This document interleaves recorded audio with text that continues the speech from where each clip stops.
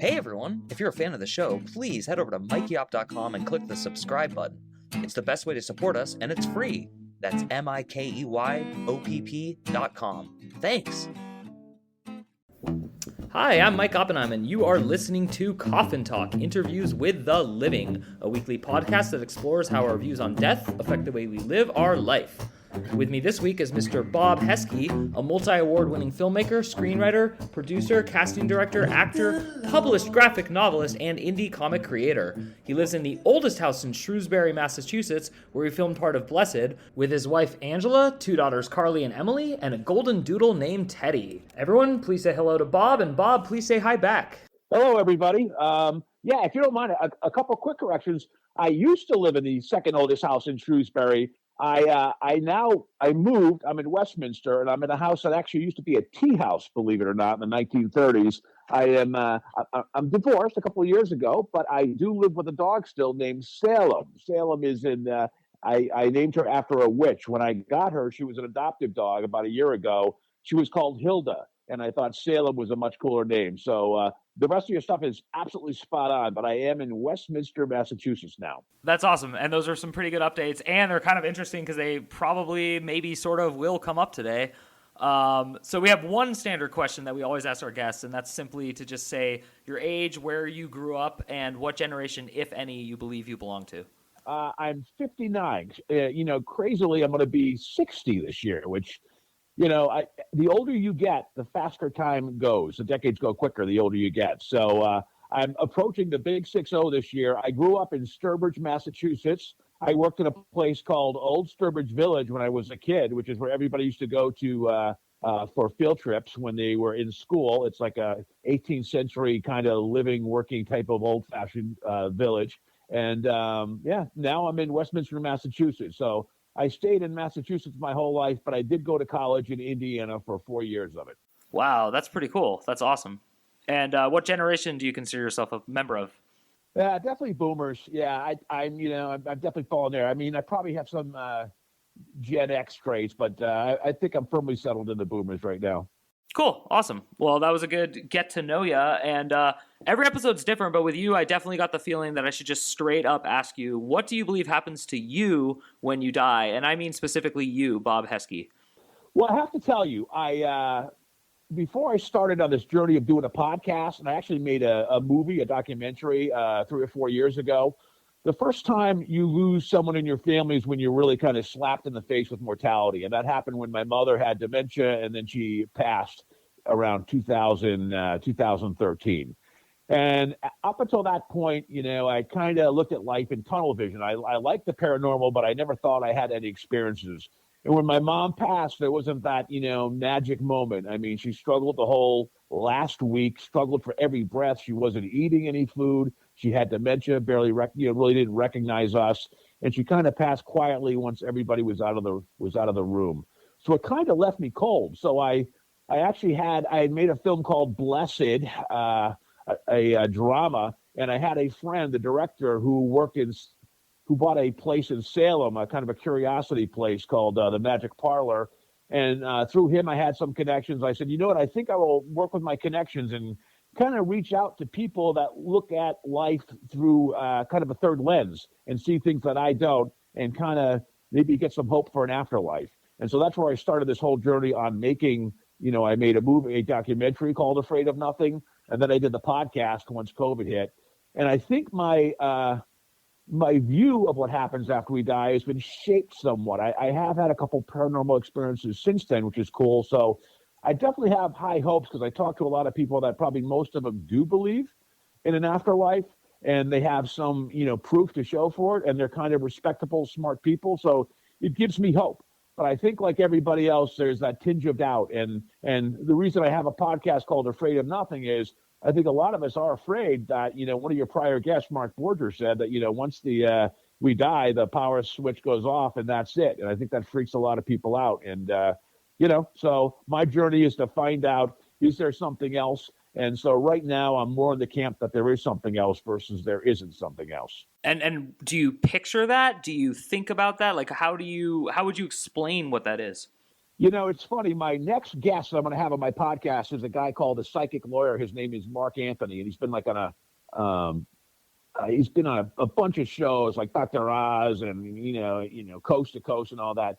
And he's written this book called The Afterlife Frequency, which I think kind of sums it up. Is that most people think our mind, like our consciousness, exists in our mind, and once the synapses start firing, we're done, right? But really, if you think of the mind as more like a transmitter, like a radio station, and we're only picking up a certain frequency, a certain small band of frequencies here on the Earth plane, but there's a lot more frequencies that we're not picking up, right? So Mark Anthony believes that there's a higher frequency for the afterlife, that we're all energy. Energy doesn't isn't created. It doesn't cease to exist. It just is transformed to other places. So I think the thought is that we go on to a higher level at a higher frequency, and that's kind of where I'm falling.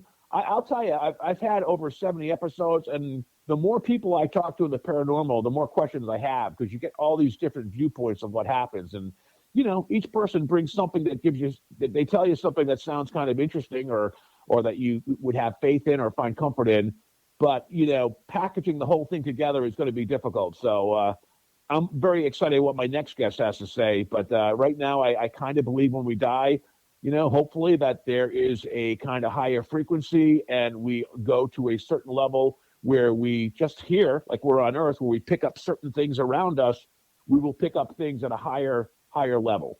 That's cool. And so I think the thing I would most like to know of your opinion of this is it you who goes to that higher frequency, or is it a part of you, or are you a part of that?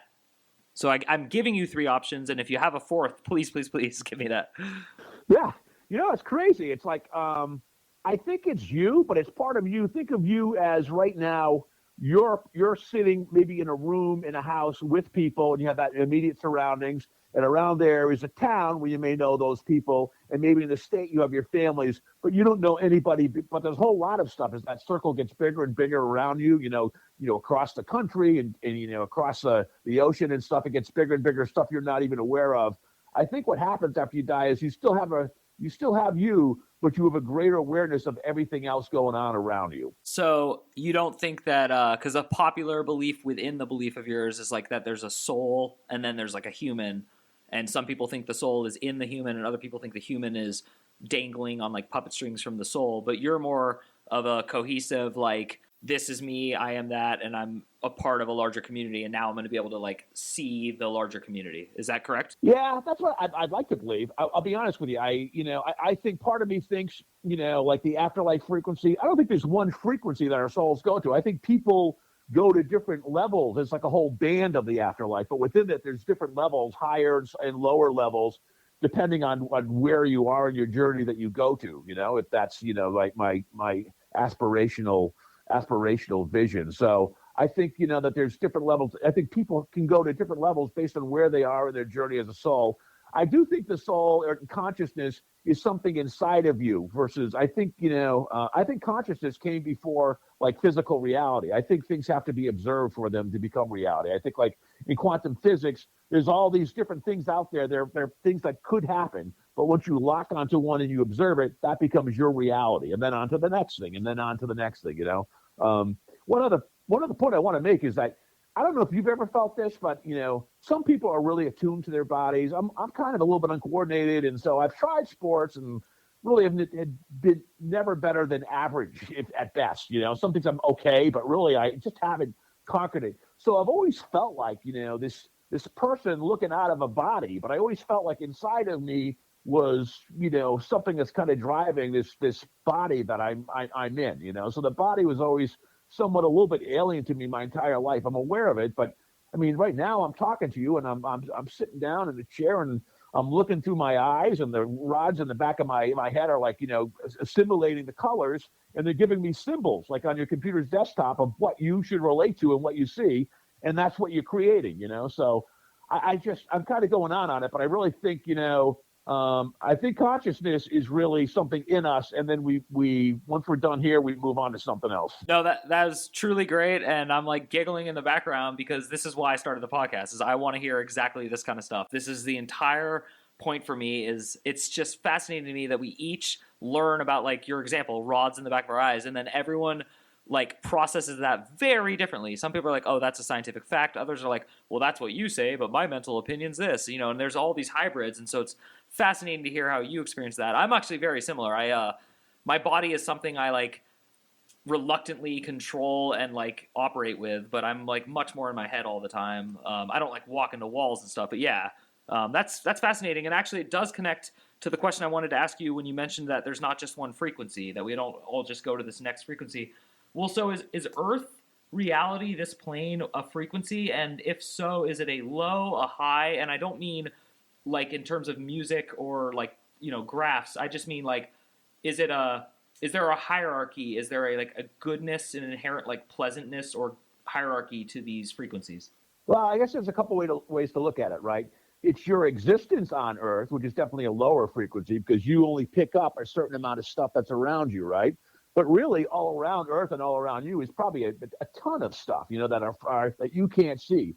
Like, for example, I'll throw out a crazy thing. Like, I've interviewed people, and I'm about to interview a guy again that's on Expedition Bigfoot. He's starting season 3, and it's like, he saw a Bigfoot once, and then it like disappeared, and people are like, wait a minute, you see this huge hairy beast, and then it's like gone, as if it's a time slip or something, So I think to answer your question, I think as humans, we vibrate on a lower level so we can experience material things and get lessons on Earth.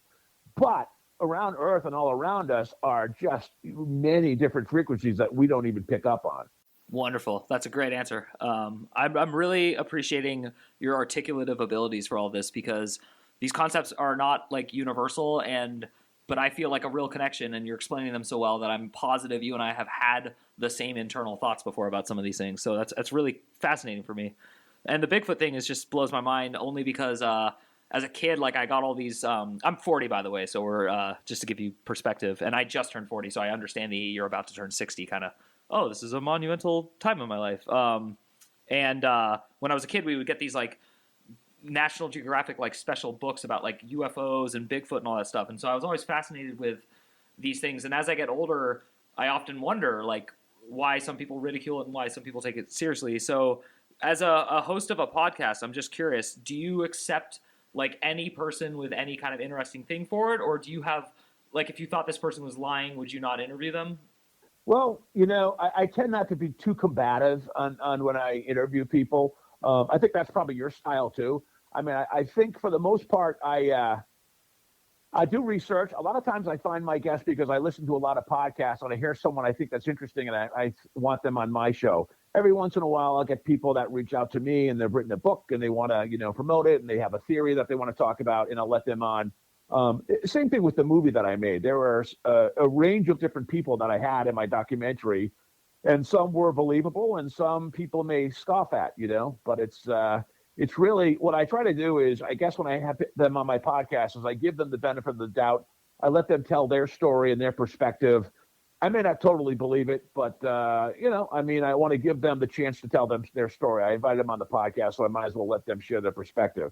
Now, if they go totally off the rails, I may question them on it, and say, what do you mean? What do you mean by that? But not too often. Yeah. That was very interesting, and it kind of brings me back to something else I wanted to ask you about, which is you talked about like coming here and learning lessons, and that's like a very popular but not always consistent response from people I've interviewed on the show and off the show. So that connects to kind of the other purpose of this podcast, which is how is this affecting our morality? So since we're talking about lying, what do you think about lying in general? Like, what is lying wrong? Is there a wrongness on Earth? And if so, how does that connect to your philosophy? Well, I mean, I think everybody is trying to find the truth, right? What channel do you watch to find what's happening in the news? Or do you just shut the news off? How do you find truth? What actually is going on? Is there a shadow government? I mean, who actually is running the U.S. government? I mean, why do wars happen? I mean, what's the real reason? Is it for oil? Why do we attack Iran? I think it's not just lying. I think there are lies all around us. It's how do you find the truth? And I think that might be one of the lessons. And I don't know if I'm any better at it than I was like 30, 40 years ago. If you're going to ask me what did I learn, I mean, I probably learned humility and I learned, maybe to be kinder and to in the podcasting, same with you, is to be a better listener and to meet people and to have good conversations and find enjoyment and education in that. But I really, man, I look at the world today and I have a hard time discerning what is truth, So I think lies are all around us. So it's just a matter of what it is, And is there a moral order to it? Because you did a great job explaining it, and I actually agree with you. You didn't blow my mind, but I definitely have not cohesively figured that part out as well as you just stated it. So I do appreciate that answer a lot. But is there a morality to it? Like, if you knowingly lie, is that like wrong in a universal sense? I'm going to dance a little bit around full disclosure. I'll dance a little bit around it because think of when you're born, right? You're born, you're totally optimistic. You believe in Santa Claus, and then you find out that that's not real. And then the Easter Bunny's not real. And then, you find out that people die. And so that this life isn't even real. And then later on, you may have a bad relationship and she cheats on you and is love even real, So there's all these things about finding realness, I think is a challenge for us. So I think the lies, just like, the bad people that you come across in life, I mean, I guess you learn a lesson from them, even though you still hate them and you wish they weren't in your life. So I guess it's part of shaping you and being able to have a greater appreciation of what is real, what is genuine, what is true, which probably is like your past guest. I'll bring him up again, Mark Borger. It's very funny. You said he started life with diabetes, and then you ended your show on a positive note where he found the love of his life, and he had the guts to go up and talk to her, and he's been with her all this time. And that's probably why he's happy. If life ends, he mission accomplished. He checked the box. He got what he wanted out of it. So I think that's finding that. I think kind of the lies and all that aspect, if it gets you to finding truth and recognizing truth, and maybe within that experiencing love, man, that's kind of probably what you want to get at the end of this. Wow, that's really cool. I really like that. So I hope this is not too personal, but you did mention it when you corrected my bio, and I'll just throw it out there to make you feel better. Before I ask the question, I also went through a divorce about 5 years ago. I'm curious if you're willing to talk about it. Yeah, that's fine. Yeah, go ahead. So how did that work for you as far as, and I'm kind of trying to stick to your answers with this learning lessons thing. Did it feel immediately and then also during and especially after as if it was like a spiritual learning experience for you? I've been divorced twice, so I'm really bad at this whole marriage relationship thing. I have a father who found my mother, went up to her at a dance and said, "I'm your partner," and she thought it was for the dance and he meant for life. And they were together 60 years. And when she passed of dementia, I mean, he was literally a mess, when she passed. But he's lived on another 10 years. He's been able to survive. Sometimes people don't survive, So he had that. I think what I've learned about my failures in relationships, it's very funny. One of the guests I had on a couple episodes ago was a guy named William Stillman, who is a very renowned psychic. He's about an hour from Gettysburg. He's also an expert on autism. He wrote a bunch of books on autism. He's known as the autistic whisperer. And so he grew up, kind of on, I think he had Asperger's, and he grew up an outsider and people picked on him and he had all this bad stuff. And then he actually went to the dark side a little bit. He actually had connections to the dark side. And then he came out of it. And, by the time he was 40, he reemerged as this teacher type of person. And so on this podcast, I have a co-host named Kyle Carvin. And so Kyle's kind of like the polar opposite. He's this exceptionally good-looking guy. He's about your age. He's 40. He's an actor. He's athletic, and he's a bacon. He's in shape, and he does all. But he's a really cool guy, and he was in my documentary.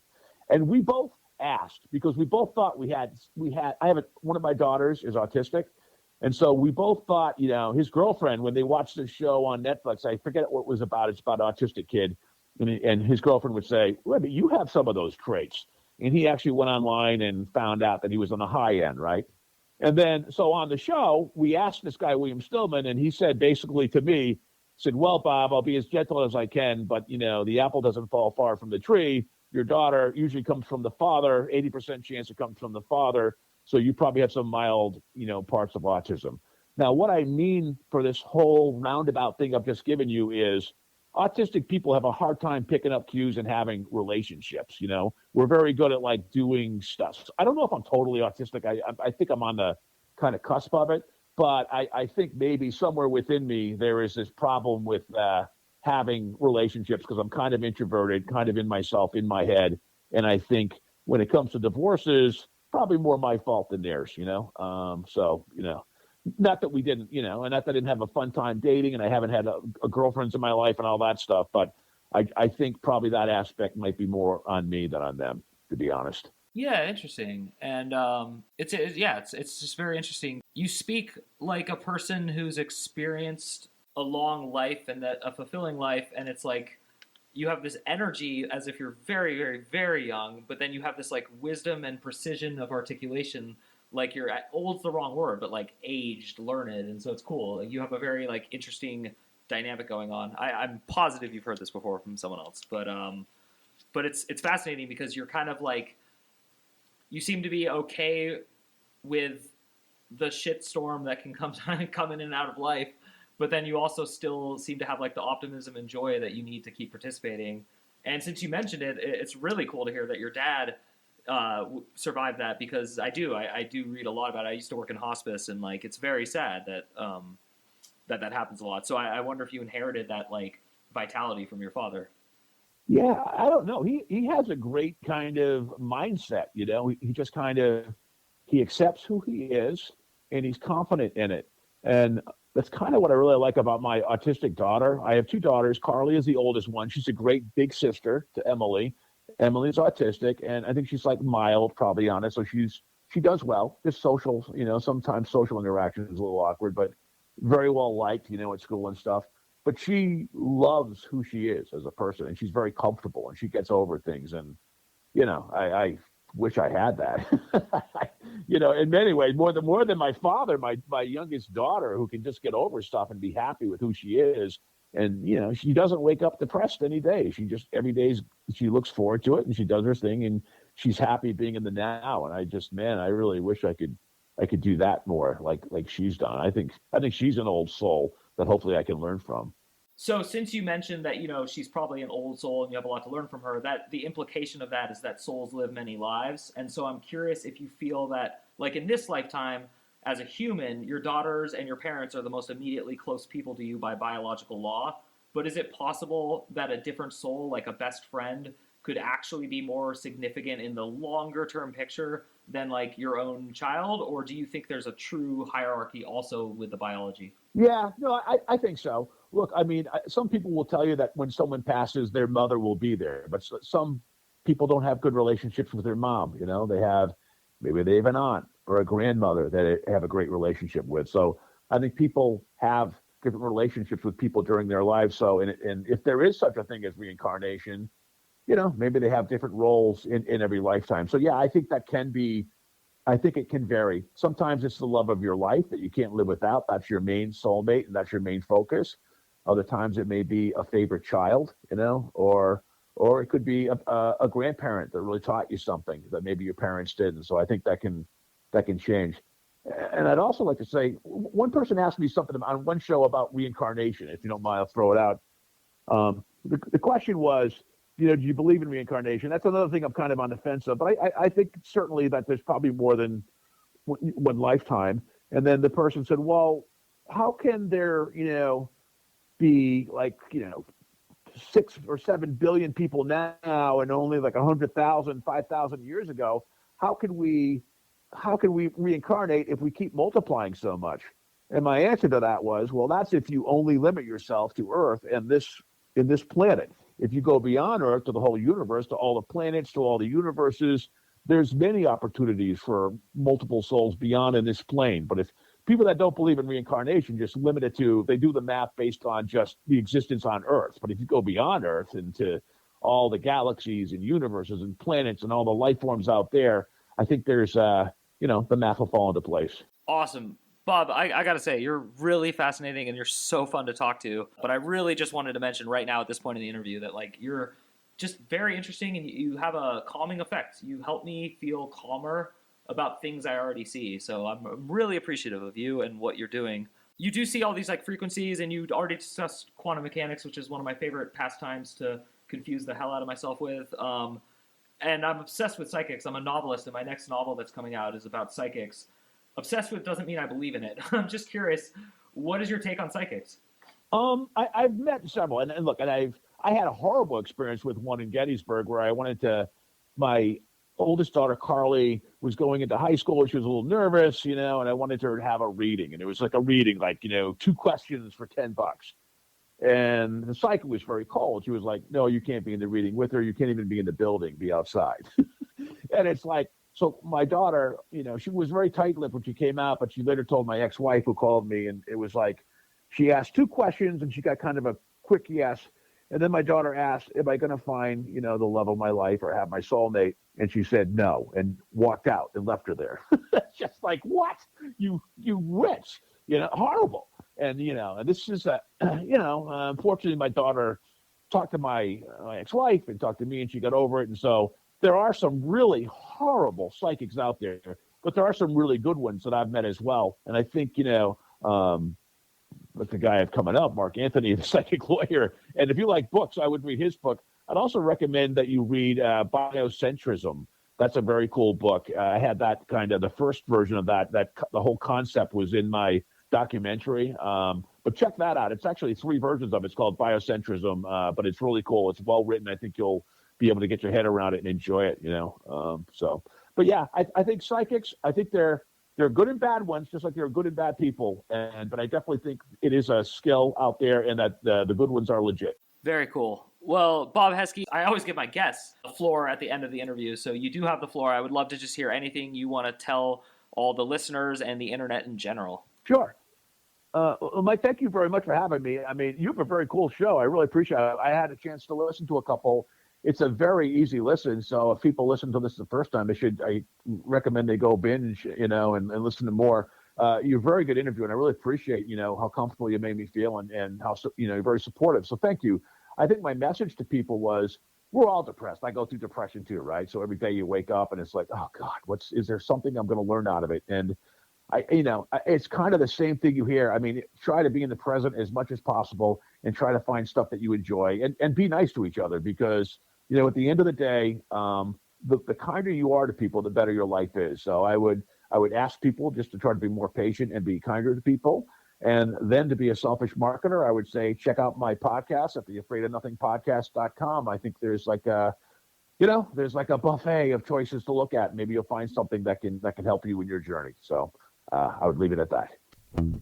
That was awesome, Bob. Thank you so much. And of course, the links to that will be in the bio, so you can click that if you're listening right now. And thank you for the plug. We might actually use that in our advertising. But most of all, thank you for helping us put another nail in the coffin. I really appreciate everything you did for us today. And for everyone who's at home listening, I am Mike Oppenheim. You have been listening to Coffin Talk, and we will see you soon. And I'm walking alone.